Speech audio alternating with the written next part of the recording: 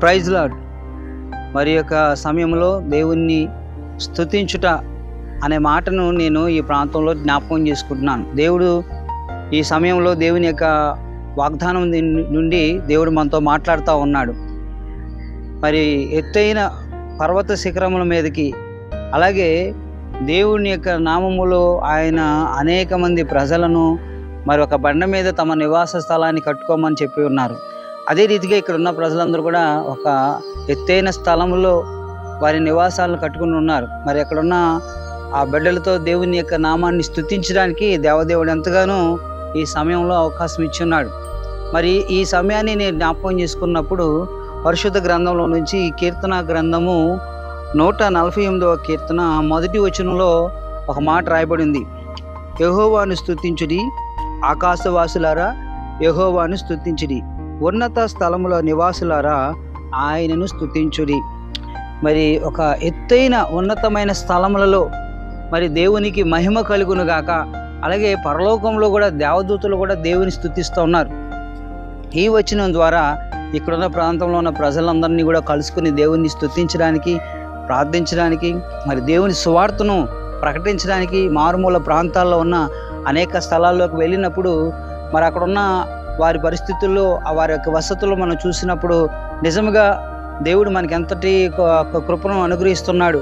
కానీ అయినను వారు ఆ స్థలాల్లో జీవిస్తూ దేవుని యొక్క నామముకు యోగ్యము కలిగి మరి దేవుడు ఎత్తైన స్థలంలో కూడా వారికి కావాల్సిన అవకాశాలు ఇస్తున్నాడు. మరి ఉన్నతమైన స్థలములో అనేకమైన ప్రాంతాల్లో కొండల్లో ప్రాంతాల్లో నివాసం ఉంటున్న ప్రజలకు ఒక్కొక్కసారి త్రాగడానికి సరైన నీళ్లు వసతులు లేని ప్రాంతాలు ఉన్నాయి.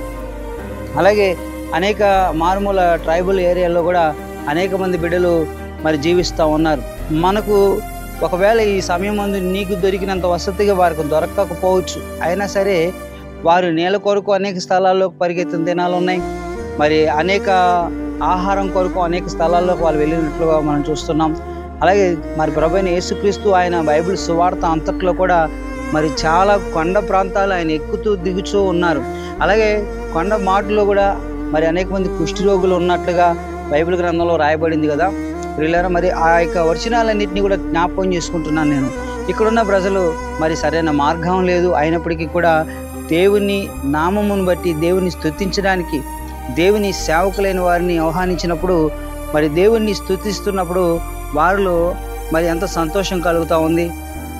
మరి ఈ ప్రాంతంలో ఉన్న వారందరూ కూడా దేవుని ఎంతగానో స్తుతిస్తున్నారు. మరి ఈ ప్రాంత సమయంలో దేవుడు నీతో మాట్లాడుతున్న మాటల్లో కూడా మరి ఎక్కడికి వెళ్ళినా దేవుడు అక్కడ ఉన్నాడు. ఆయన మరి దేవుణ్ణి స్తుతించడం విషయంలో ఆకాశవాసులారా యెహోవాను స్తుతించుడి, ఉన్నత స్థలంలో నివాసులారా ఆయనను స్తుతించుడి అని అంటున్నాడు. మరి మేము ఎక్కడికి వెళ్ళి వచ్చినా, ఎవరిని పరామర్శించినా, ఏ స్థలం ఉందైనా దేవుణ్ణి స్తుతించుట అనే మాటల విషయంలో దేవుని గురించిన మాటలు వింటున్నప్పుడు, మాట్లాడుకుంటున్నప్పుడు వారి జీవితాలు ఎంత తెప్పరిల్లుతూ ఉన్నాయి.